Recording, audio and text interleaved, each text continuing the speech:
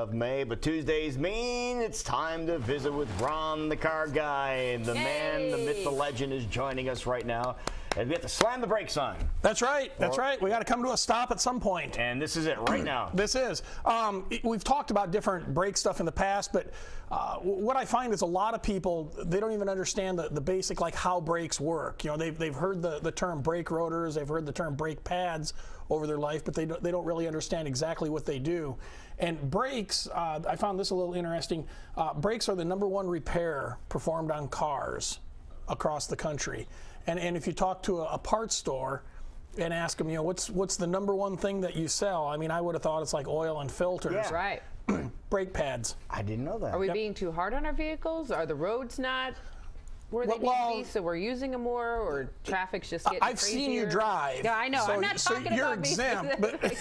Or it's just a part that wears out and needs to be replaced. Well, and I'm going to talk a little bit about how they work, and so people understand, you know, why brakes do wear out. And I certainly am hard on my brakes, but you know, as technology has progressed, they do last a lot longer than they used to. Oh, okay. But you know, the most common component I want to talk a little bit about this morning is actually the brake pad. And this is what a brake pad looks like, and before we roll into you know, the actual difference in brake pads, because like when I buy brake pads for your car, Jackie, I can get a set of brake pads that cost, you know, $20, okay, or I can buy a set that costs $100. And it isn't that the $100 guy is making $80 more in his brake pads. There truly is a difference in quality. Okay. And so one of the things that I brought were a couple of different. These are the exact same brake pad, or they're designed to fit the exact same car. And you can see that this particular brake pad is solid all the way across, where this brake pad that I've got, well, that's kind of neat to turn your hand and make it move on the screen there. Anyway, this, you can see it's got a cut down through the middle.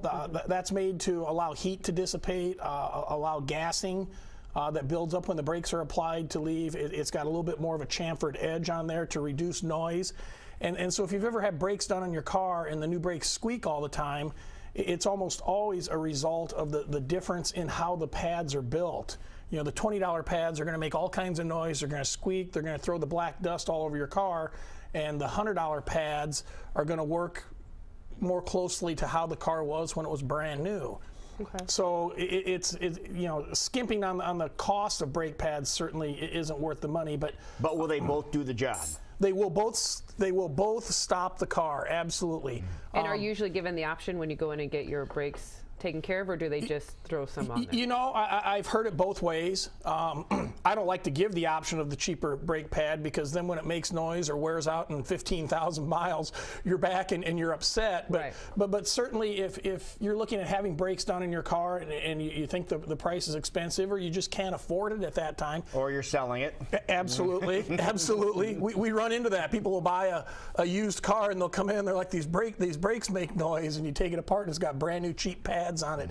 But you know, ask them if there are options, because oftentimes there are, and I mean, that is a big price point difference. You know, on a set of brake pads. It's better to hear squeaking than metal on metal. Exactly. But you're right. They both will stop. Something that I found interesting is there's no standards for brake pads. So Lou could go home tonight and start carving brake pads out of blocks of wood in his garage and put them in a box and sell them tomorrow as brake pads.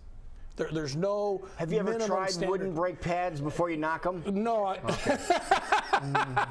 right, that's all I got to say. Maybe Lou already does that. The answer is no, he's never tried them. The other component that we have that you often hear about on your car is the brake rotors. And you know, I hear people, they bring their car in and it needs brakes, like, oh, I hope I don't need rotors. The rotor is just as important as the brake pad. And to just kind of quickly show you, this is a brake rotor, but to kind of quickly show you how brakes work on a car, I'll have my assistant Lou here hold the brake rotor. I'm holding it so it doesn't roll off. Yeah, don't let it fall because it's kind of heavy and it'll break my thumb. But what happens is this is actually, the wheel bolts to the side of this. So that's where the studs go. Yep, that's where your stud goes. And so as the tire rotates on the car, so does this brake rotor.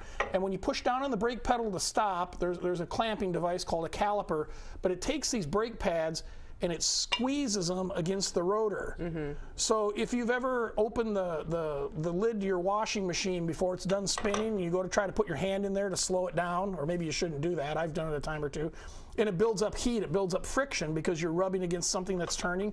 That is exactly what happens. You're going 60 miles an hour, and all of a sudden, these two items, and these two items only, there's 2 per wheel, they squeeze against this metal brake rotor to stop the car, to slow the car down.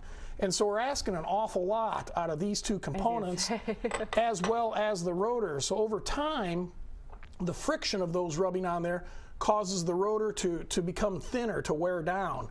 Or if you're like Jackie and you drive it until it grinds and then continue to drive it, right, the metal part of the brake pad eats into the rotor. So then the rotor ends up needing to be replaced. Rotors should always be replaced or at least resurfaced when you put new brake pads on. And why is that? Why would you need to resurface it? If you just put new brake pads on and you've got an old finish on the rotor, that finish it's a little bit warped, it's worn, it's ground down, and it's going to cause that brake pad to not last as long, to make noise, and it's not going to stop as well. Right. So for maximum life, either resurface the rotor, or Lou and I were talking a little bit before the show started, the price on rotors has come down to the point of where you just about always put new ones on when you service the car. What would be the difference of resurfacing or just getting a new? You probably have roughly $100, okay, on a brake job, and it's going to do just a lot better job. One thing, the other common thing that we see with braking problems is people will come in and their car shakes when they apply the brakes, it vibrates. Yeah. And it's because the rotors are warped. What that means is, in a sense, this rotor is bent. And so when you apply the brakes, this bent rotor is wobbling on the car, and that's what you feel shaking. Something that we see oftentimes is, back to resurfacing rotors, when you resurface it, you're actually grinding metal off of this, so you're making it thinner. And now thinner metal can't hold up to the heat when the brake pad applies, and so it causes the rotor to warp or basically bend a lot quicker than it originally did. So there's specifications when you resurface a rotor, but anytime you take metal off of here, you're creating the potential for it to warp. So. Right. Some things to think about. Absolutely, absolutely. So if you're thinking you might need new brakes, what's the first suggestion you have for them?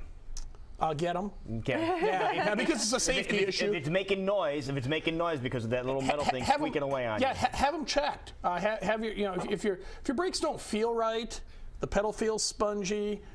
There's a lot more components. We just covered the 2 basic ones, the brake pads and the rotors. But if they're making noise, they feel spongy, or they just don't seem right, they don't seem like they used to be, go in and get them checked out. You'll check them, won't you? Absolutely. Absolutely. Westside Auto Pros will. Yeah, tell everybody where you guys are located. We're located in Clive off Swanson Boulevard. You can find us at westsideautopros.com, or you can send me a message through askronthecarguy.com. No, I appreciate you doing that. I always hear about the components that make up my brakes, but I've never physically seen them in that way. And people, now you know. People like Lou and I that are into cars, I mean, we know what this stuff is, right, but yeah, you just hear the terms. Yeah. So now you know what's going on in case you're not stopping the way you should. Thanks, Ron. Perfect. Good job as always, sir. We'll see you next Appreciate time. It is 6:53. We'll be right back.